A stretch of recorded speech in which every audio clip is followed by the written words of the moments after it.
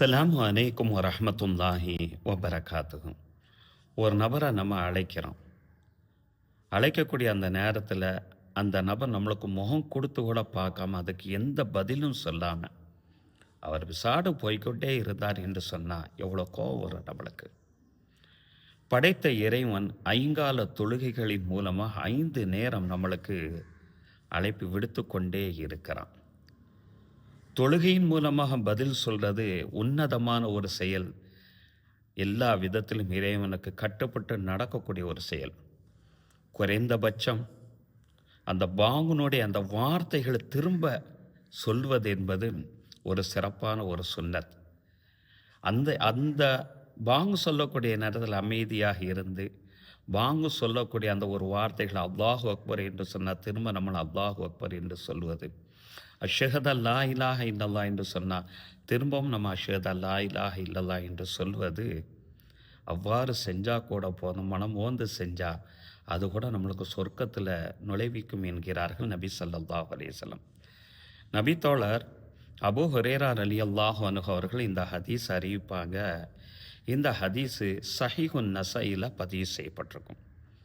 நபி ஸல்லல்லாஹு அலைஹி வஸல்லம் அவர்களோட நாங்கள் ஒன்றா உட்கார்ந்துருந்த ஒரு சபையில், மஸ்ஜித் நபையில் தான் நாங்கள் உட்கார்ந்துருந்தோம். தொழுகையினுடைய நேரம் வந்தது. பிலால் ரலியல்லாஹு தஆலா அன்ஹு அவர்கள் பாங்கு சொல்கிறதுக்காக வேண்டி எழுந்து விட்டார்கள். அவர்கள் பாங்கு சொல்கிறார்கள், நாங்கள் அமைதியாக இருந்தோம்.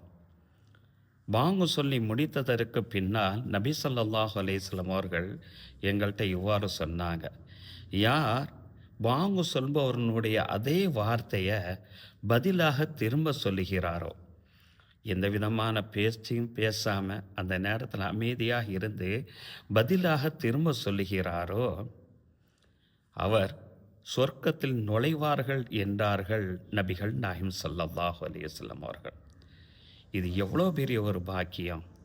ஸஹீஹ் முஸ்லிமில் ஹய்யா அலஸ் ஸலாத் ஹய்யா அலல் ஃபலா என்ற வார்த்தைகள் வரக்கூடிய அந்த நேரத்தில் மட்டும் லா ஹவுல வலா குவத்த இல்லா பில்லாஹில் அலியில் அதீம் என்ற வார்த்தையை பதிலாக சொல்வதற்கு நபி ஸல்லல்லாஹு அலைஹி வஸல்லம் அவர்கள் நம்மை பணித்துள்ளார்கள். ஆக நம்ம பாங்கு சொல்லக்கூடிய அந்த நேரத்தில் அந்த அழைப்புக்கு மரியாதை கொடுத்து அந்த அழைப்புக்கு பதில் தருவதே, மனமோந்து நம்ம பதில் தருவதே நம்ம சொர்க்கவாசி என்பதற்குண்டான அடையாளம் என்பதை இந்த ஹதீஸில் மூலமாக நபி ஸல்லல்லாஹு அலைஹி வஸல்லம் அவர்கள் நமக்கு உணர்த்தி காட்டுறாங்க.